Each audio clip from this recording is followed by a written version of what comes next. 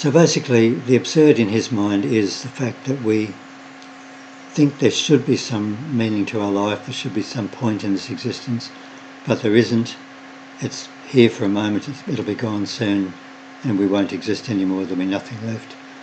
And how do we cope with that idea? And that's basically what he's talking about in the myth of Sisyphus.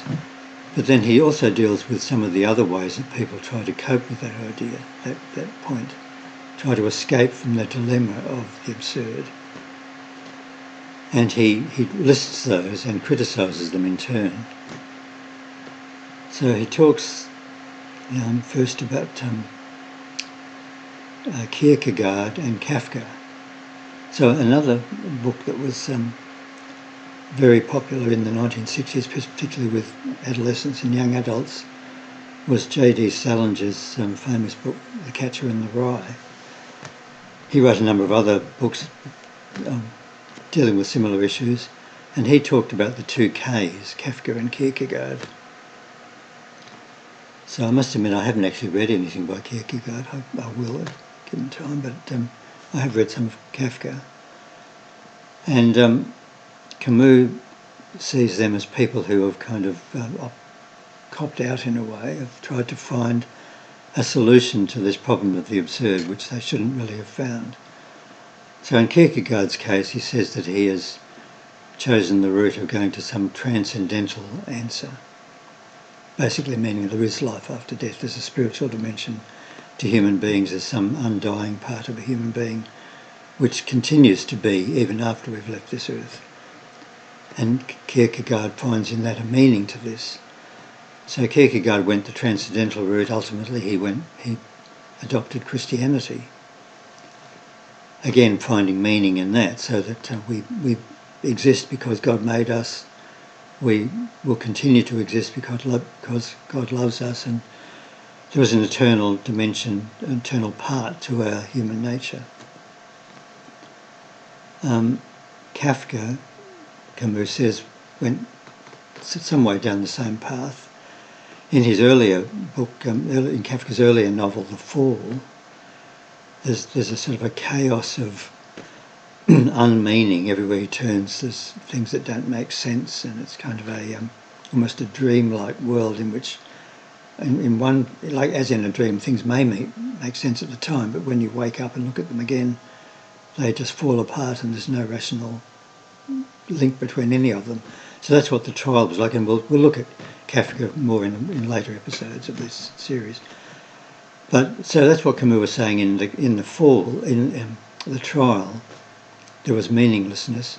In Kafka's later novel, the Castle, Camus says Kafka's trying to find some answer and find some comfort in some answer. There does seem to be some point or some guiding principle, and perhaps some, again, transcendental principle that is leading him to some answer. So in Camus' mind, those are both means to try to escape from this dilemma of the absurd, but Camus rejects both of those. There's also the position of the artist and the philosopher and the scientist. So what they do, Camus says, scientists have, particularly in the last few hundred years, have learned a lot about the universe, what it's made of, what matter is, how different forms of matter result from combinations and reactions between other forms, what energy is, what forces are, what there are forces of gravity and of magnetism and nuclear forces and those sort of things. So we understand a lot about how all that works, what matter is and what the universe is. But that, Camus says, is not really finding any meaning to it. It's just describing it and perhaps understanding it, but still doesn't mean anything. We know a lot about what it is, but that's all. Likewise with the artist. Artists make a record of their experience of the world, of what they're seeing, what they're feeling, what they're experiencing, what they're going through and what other people have gone through. And they draw pictures of it and make books about it. And but ultimately, Camus says that all they're doing really is just making a record of their experience of what we are existing in now. That still doesn't give a meaning to anything, he says. He does have a lot of time for some artists. So he sees people like Don Juan and Caligula, particularly as kind of artists of life. So Don Juan, as we know, had multiple sexual conquerors. So Camus sees him as someone who, like Meursault that we talked about last week in The Outsider, wants to grab every bit of experience that he can while he's alive. So Don Juan was kind of doing that, just filling his life with as much experience as he possibly could. Caligula, of course, the Roman emperor, has a reputation for having been quite mad and unbridled in his behaviours and deliberately outrageous, and doing everything that he wanted to because he could, because he had the power, because he was the emperor. And Camus actually wrote a play about Caligula, in which he again sort of champions him as someone who just did everything he could, every outrageous experience that he could accumulate and experience he did, because he wasn't going to be around much longer, so he might as well just fill his life with everything he could at the time. So Camus sees some value in that, but it still doesn't really answer the question, or doesn't give a meaning to anything.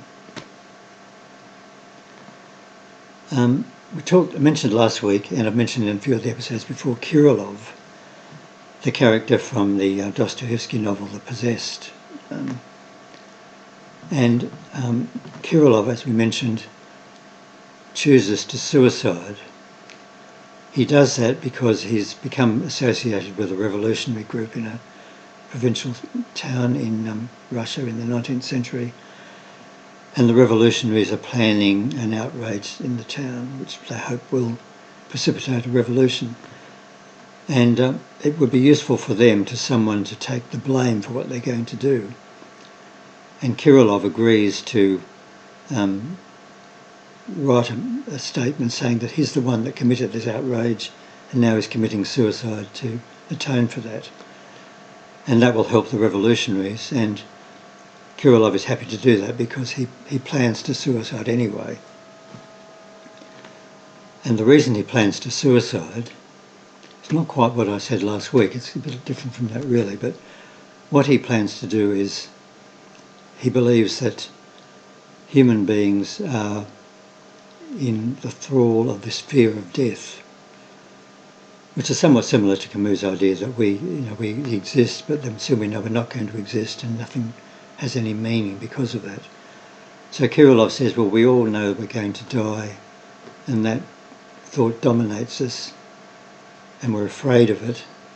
But if I choose to die, to kill myself, then I will have overcome that fear of death. And he even says, I will then become God, because I will have the power to choose to be or not to be, to live or not to live. And I will have made that choice myself. So it's not death doing it to me. I will have made that choice. And by doing that, I will actually become God.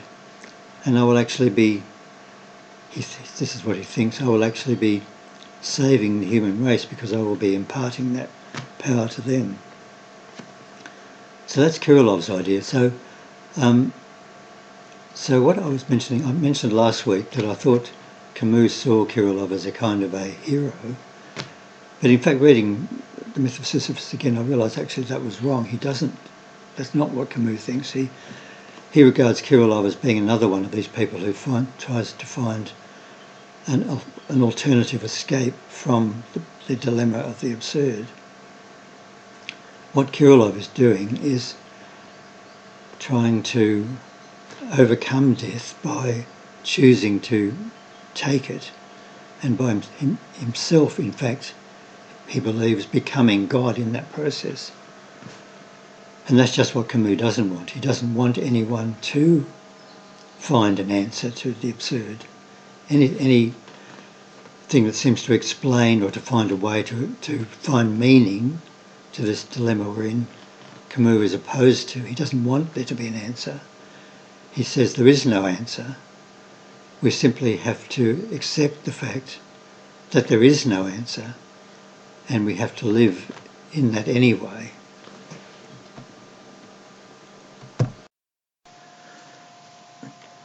But then there's a fourth K. So we've already had J.D. Salinger's first two, Kafka and Kierkegaard, who are both real people, obviously. And then we've had Kirillov, who's a fictional character from a Dostoevsky novel. And then Camus talks about this fourth one, Karamazov, who's another character from a Dostoevsky novel, Ivan Karamazov. So obviously Dostoevsky was someone who figured fairly prominently in Camus' thinking and writing. He talks about him quite a few times in this book already and quotes some of the passages and characters. But if you read some of Dostoevsky's books, I have anyway found that there are events and people and thoughts that appear in them, which when you read them you think, well, this is something similar to what Camus was talking about. Well, Camus came afterwards, of course, but I wonder whether Camus got the idea from reading this Dostoevsky book. I think he must have done, because it's so similar. So one example, particularly in another one of Dostoevsky's books called The Idiot, there's a character called Hippolyte, another person who's just on the brink of dying, like so many of Camus' ones. This time this young man, Hippolyte, is about to die of tuberculosis, and he meditates on this a lot and actually irritates a lot of the other characters in the book by talking so much about the fact of his imminent death. But at one stage he talks about how when he's lying in his sickbed in his room looking out the window, he stares at the window, at the wall opposite his window, and just appreciates the fact that the wall is there, that he's seeing it and that he's experiencing this view of the wall. It's quite an ordinary thing, just a wall, but just the fact that it's there and he's seeing it and seeing all the details of it while he's alive means so much to him, which is almost exactly what Meursault, the character in The Outsider that we looked at in the last episode, says, almost word for word. But anyway, Ivan Karamazov that Camus talks about now, he appears in what is, I suppose, Dostoevsky's most celebrated book, The Brothers Karamazov. So we'll have to continue this in the next episode.